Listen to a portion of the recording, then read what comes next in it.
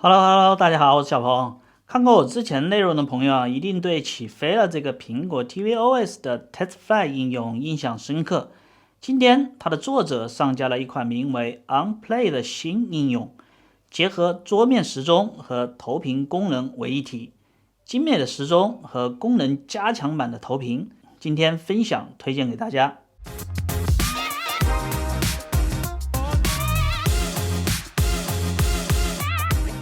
我们在 Apple TV 上打开 OnPlay， 既然是时钟投屏，就先来看看时钟。你可以通过左右滑动遥控器触摸区，选择你喜欢的时钟样式。目前还是初版，所以样式不多，不过已经得到确认了，后面会陆续增加更多更好看的时钟给用户。向上滑动呼出选单，在颜色这里可以对当前的时钟样式更换不同的配色。无论是深色还是亮丽的浅色，都可以有多种不同的选择。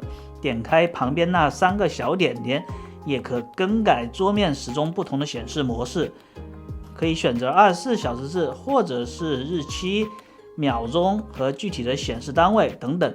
大家可以根据自己的喜好选择自定义。下面呢，就是来看看 OnPlay 的主要功能——投屏。在起飞中，如果要投屏的话呢，你需要把其他的 App 全部都退出后台，这样做才不会占用通道，但着实有些不方便。而现在的 OnPlay 是完全不需要这样去操作的，在我们打开 App 的时候，上方就提示了投屏功能正常的启动。到底怎么样？好，我们先来试试 iPhone。我们打开哔哩哔哩，选择一个视频，找到投屏，在设备中就会发现 OnPlay 投屏的速度非常快，绝对是秒投。投完以后呢，你还可以继续在手机上看其他的内容，双方是互不影响的，包括锁屏关机也同样 OK。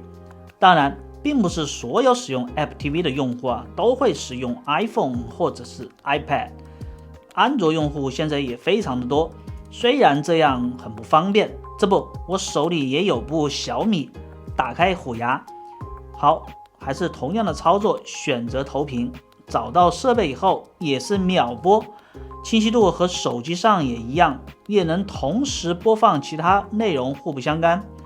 当然它也不是万能的，比如某些平台你如果不使用它专用的 App， 而选择这样的第三方，就只能看 720P 的清晰度了。具体是谁你们都知道，我就不点名了。另外 OnPlay 除了和起飞一样的 DLNA 协议投屏以外呢，它也支持局域网设备 HTTP 投屏。这是什么意思呢？就是这里扫描这个 QR code 就能打开浏览器的页面，但这里需要说明，目前还有个 bug 没有修复，就是这个桌面的地址并不是你局域网的内网地址，而正确的地址在哪里呢？需要进入这个右下角的设置，在 HTTP 投屏这里可以看到，你把它复制以后，就可以在手机或者是电脑浏览器地址粘贴，进入后台，输入你的播放地址。它支持 M3U8 视频流地址播放，比如我找到了2个 App 开发者网站上的公开视频，这里的播放列表地址支持多个 M3U8 地址，每一行一个。输入完成以后，点击发送到 OnPlay Apple TV， 这样 Apple TV 上会等待几秒缓冲即可播放。向右滑动呼出播放列表，选择其他的播放源。这个功能其实是很方便的，它适合做一些演示、演讲一类的工作。当然你也可以拿来做你想做的任何事情，只要你会折腾。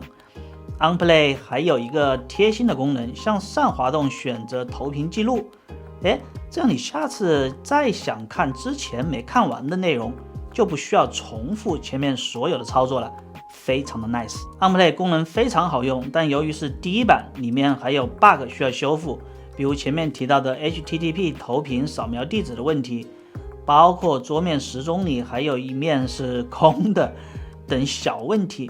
不过它们丝毫不影响 OnPlay 成为我个人非常推荐的 App 之一。这些小问题都会很快的得到修复，包括但不限于开机自启动这些功能的更新也会很快的到来。最后提醒一下， Unplay 并不是一款免费的 App， 以每刀为准的话呢，是 1.99 刀，差不多15块左右，还不到1碗牛肉面的价格，是否值得你购入？大家根据自己的喜好和实际情况选择。最后的最后，你都看到这里了，还是有点福利的。开发者提供了5个兑换码，如果你有 Apple TV， 对这个感兴趣的话呢，可以试一试。具体的办法会在 B 站的留言区置顶。我是小鹏，我们下次再见，拜拜。